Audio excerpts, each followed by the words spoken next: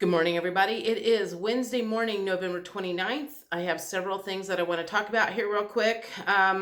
First one is those of you on the Transact family team should have gotten an email last night about the transition into the new banking system. I have posted that letter on Telegram because I want everybody to see that. I feel like they are getting ready to transition the Transact card banking system to the quantum financial system. If you read the letter, they use very specific words, and I'm not going to even put them on here because I don't want to get this video banned. But if you read the words, they're very serious about making sure that bad people don't have access to the bank accounts. And, to me, that seems like it's the quantum financial system. They are just not literally saying out loud because, A, a lot of people would not know what the quantum financial system is. Normal, everyday people don't know what that is.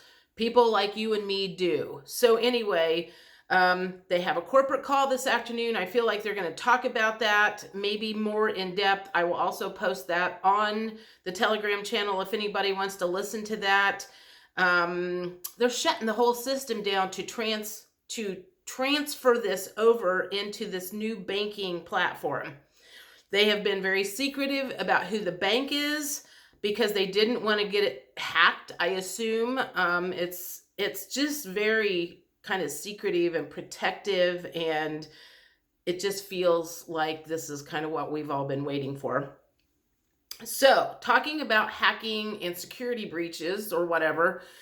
So last week, we got a message from our higher ups that Fidelity and Chicago Title had a security breach. They are title insurers, and basically, if you buy a house, you want to make sure there are no liens, that the title is clear, that nobody's going to come down the road and say, hey, this belongs to me and not you. You owe me X amount of dollars because this never got paid from the previous seller, whatever. Title insurance company insure against making sure that it's a free and clear title. So Fidelity and Chicago Title last week had some sort of a security breach, and apparently it is still affecting them. So yesterday afternoon, we started getting people that were supposed to close with those companies here in the next couple of days. Here it is, the end of the month.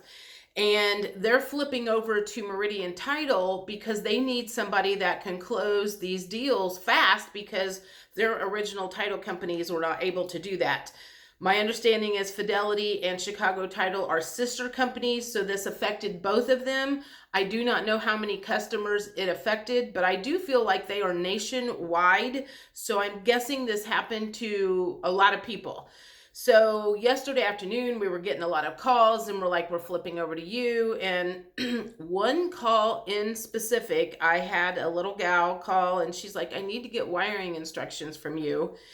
So we went through all of that. And I made a comment. We had December 4th as the closing date. And she's like, and I said something like, I'm like, do you need anything else from me? And she was like, no. And I could hear the squeak in her voice. And I'm like, are you okay? And she's like, well, I was supposed to close tomorrow, which would have been today. She goes, but while I was on the phone with you, I got a message from the lender that we might not close until Thursday. And she's like, I have all of my stuff supposed to be delivered tomorrow. She was having a meltdown on the phone with me. And I was like, shit. I'm like, it's going to be okay. So I'm thinking, I looked at the file, I had it up on my computer. Thank God I know both of the agents involved. I know the listing agent. I know the buyer's agent. I used to work for and with the buyer's agent. The listing agent comes into my office all the time. That's probably how it ended up in our office. And so I'm like, I know both of the agents involved in this. They are very, very good. They will take care of you. I'm trying to pull her off the cliff because she's about ready to go down deep. I felt so bad for her. This was not her fault. And it's stressful enough when people buy a new house to have these assholes that are holding companies hostage because they're needing money. And this is my thought. I don't know if this is for sure. I feel like hacking has happened more and more and more all the time because maybe the laundering has gotten harder for them to do. You know, the white hats have done their best to shut off their money supply. And, you know, maybe that's one of the ways they go is they find people that can hack into the systems and they hold their systems for ransom. You give me X amount of dollars and we'll give you access back to your system. So apparently Fidelity and Chicago Title don't have plans of paying the ransom money. You know, it's not kidnapping people anymore. It's kidnapping people's data systems. That's how this seems to be happening. And I'm watching it a lot more all the time, which is very unfortunate because it's just bad. And it affects a lot of people, especially when they're trying to buy a new house, very negatively. When people's, you know, identity gets out and social security numbers get out and all of that stuff. So be very, very particular about links that you click on. If something looks suspicious that comes over your phone or your email, don't click on any links unless you know the person that it is. That's one of the ways they get into your system and do the damage that they can do, is because we are forced at my office. And I say forced, I'm very happy they make us do this because I do not want to be the one that lets somebody into the computer system and have this happen to us. But we have, every 6 months, we have this little small class online computer test that we have to take, and they show us all the latest and greatest ways that hackers come in and get into people's systems. So just be really careful about that. Don't assume that you are not even on the radar of somebody. They get in, you know, that's how they do it. So anyway, just be really careful with that. I think I've covered everything except for one. Wells Fargo. I was listening to the guy on the phone the other day. I had a closing and 3 people sent money and they all used Wells Fargo as their bank. 2 people's money came in and the third one didn't, and they all sent their money at the same time because 2 of them were brothers. And one came in and one did not. And so we're sitting there at closing, you know, 4:30, trying to find this $10,000. It was a small amount. And Wells Fargo never even sent it, even though they had sent out an email that said it was processing. We finally got it out of them that they hadn't even sent it on their end. And then brought up this comment about, well, we're going to check with the fraud department. I'm like going, I don't think there's any fraud involved. I just think somebody didn't send it like they said they did.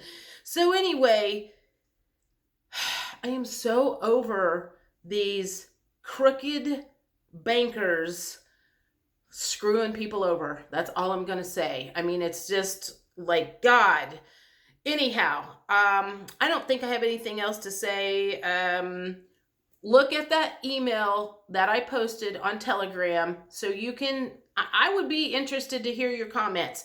What do you get when you read that email? Does it look like it is something that might be transferring over to the quantum financial system to you? Or do you think it's, you know, a scam or whatever?